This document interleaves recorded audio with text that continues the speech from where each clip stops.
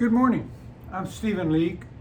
I'm an elder at First Presbyterian Church in Mesquite, Texas, and also the teacher of the Discipleship Sunday School class there. Today we continue with our study of the Gospel of John, and it is in the aftermath of him healing the blind man on the Sabbath and being accused of heresy for the things he said, and of being a lawbreaker because he did so on the Sabbath. Our curriculum is based upon the Daily Bible Study Series by Professor William Barclay, and we're using the New Revised Standard Version of the Bible as our scripture text. Today we have two scripture readings. The first is John 10:17 through 18. For this reason the Father loves me, because I lay down my life in order to take it up again. No one takes it from me, but I lay it down of my own accord. I have the power to lay it down, and I have the power to take it up again. I have received this command from my Father. Few passages in the New Testament tell us so much about Jesus. First, it tells us that Jesus saw his whole life as an act of obedience to God.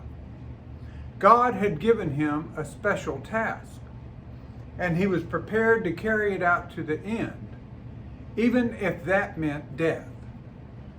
He was in a unique relationship with God, which we can only describe by saying that he was indeed the Son of God.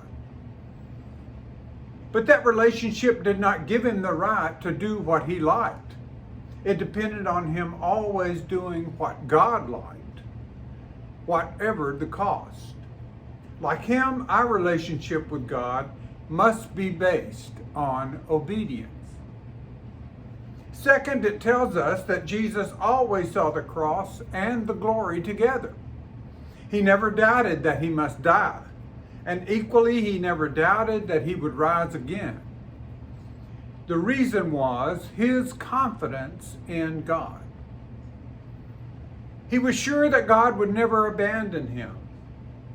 All life is based on the fact that anything worth getting is hard to get. There's always a price to be paid. Scholarship can only be bought at the price of study. Skill at any craft or technique can only be bought at the price of practice. Distinction in sport can only be bought by the price of training and discipline. The world is full of people who have missed their destiny because they would not pay the price. No one can take the easy way and enter into glory or greatness. Third, it tells us in a way that we cannot possibly mistake that Jesus' death was entirely voluntary. Jesus stresses this over and over again. In the Garden of Gethsemane, he ordered his would-be defender to put away his sword. If he had wished, he could have called in the host of heaven to his defense, says Matthew chapter 26, verse 53. He made it clear that Pilate was not condemning him.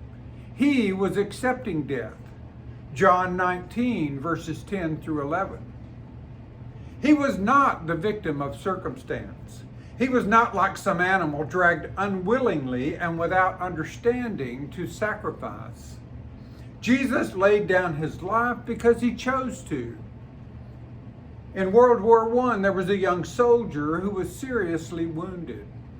His arm was so damaged that it had to be amputated. He was a fine-looking young man, and the surgeon grieved that he had to go through life maimed. The doctor waited by the soldier's bed to tell him the bad news when he regained consciousness. The surgeon said, "I'm sorry to tell you that you have lost your arm." The soldier said, "Sir, I didn't lose it. I gave it for France." Jesus was not helplessly caught up in circumstances.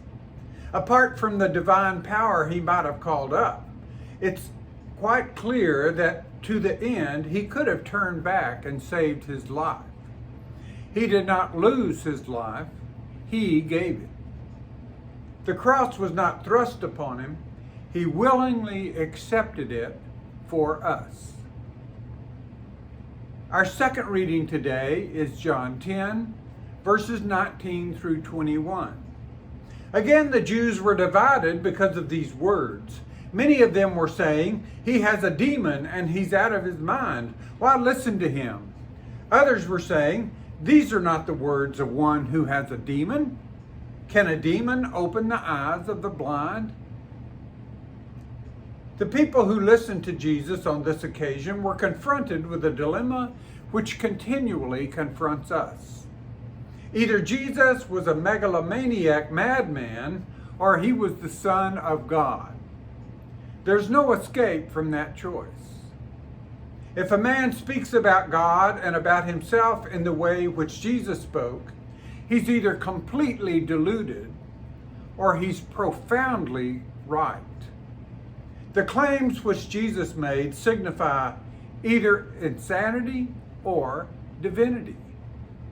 How can we assure ourselves that they were indeed justified and not the world's greatest delusion? First of all, the words of Jesus are not the words of a madman. We could cite witness after witness to prove that. Thinking men and women in every generation have judged the teaching of Jesus to be the one hope for sanity in a mad world. His is the one voice which speaks God's sense in the midst of human delusion. Second, the deeds of Jesus are not the deeds of a madman. He healed the sick and fed the hungry and comforted the sorrowful. The madness of megalomania is essentially selfish. It seeks nothing but its own glory and prestige. But Jesus' life was spent doing things for others. As the Jews themselves said, a man who was mad would not be able to open the eyes of the blind. Third, the effect of Jesus is not the effect of a madman. The undeniable fact is that millions upon millions of lives have been changed by the power of Jesus Christ.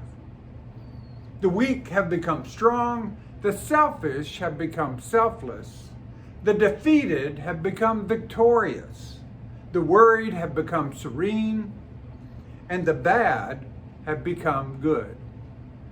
It's not madness which produces change, but wisdom and sanity. The choice remains. Jesus was either mad or divine. Having reviewed the evidence, the only conclusion that an honest person can reach is that Jesus brought into the world not a deluded madness, but the perfect sanity of God. Thank you for joining me this morning. God bless each and every one of you.